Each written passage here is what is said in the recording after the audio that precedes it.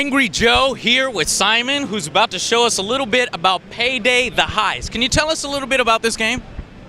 Yeah, it's a heist game, obviously, and we're a team of guys who have seen a lot of heist movies and realized how awesome the concepts and the scenarios often are. The Heat? Yeah, Heat is obviously like the quintessential heist movie, of course. And we figured that, I mean, there are way too few heist games out there, and Kane and Lynch was one of them, but I didn't like that game at all. So tell me, are you going to be at least better than Kane and Lynch? Yeah, we're trying. Tell me a little. So this is we like what they're trying to do. Yeah. And we're going to try to do it. I noticed the difference between this one and that one is it's a first-person shooter. Are you able to customize your guns or find guns throughout? Or tell me a little bit about how that might work and it factoring into multiplayer. Yeah, there's a lot of progression in the game. Much like Modern Warfare, you have challenges that you can complete. You take headshots and you kill certain amounts of enemies with certain weapons, and then you get upgrades for those weapons, better accuracy and more larger ammo clips and stuff like that. You get more weapons, of course. We have different submachine guns and assault rifles and trip mines and whatnot. Lots of different weapons. What kind of multiplayer modes are in this game? We focus only on cooperative, so that's all you can do. You play alone with 3 AI-controlled characters, or you can play together with up to 3 of your friends. So your four people can play together against the SWATs and the police and all those, the FBI. Is there a single-player storyline to this game, or is it just online only? It's if you're playing alone, you'll be playing with your AI characters, and that's. You can do that offline, of course, but there's not like a story mode. It's like, okay, let's do this heist, and then you can replay the heist infinite amounts of times, I would say, because the AI changes its insertion points, and and they come through the ceilings, and they come through the. It's good that they don't spawn in the same part every single time. Yeah, much like, I guess.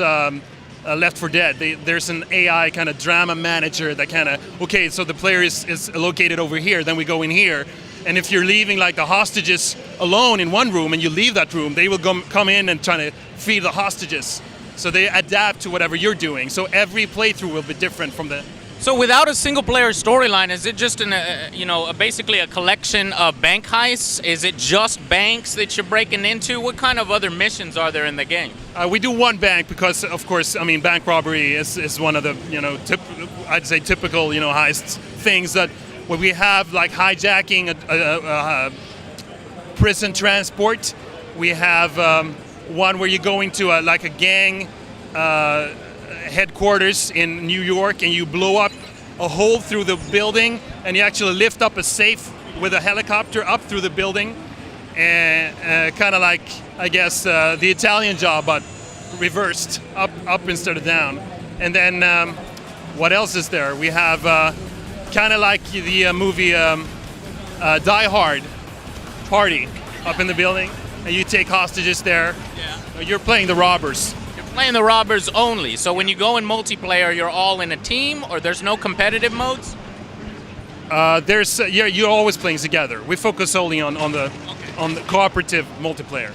Okay, so you're always in multiplayer. You're facing other bots instead of player-controlled people online. Like endless waves of police attack waves. So the number of players is up to 4 then?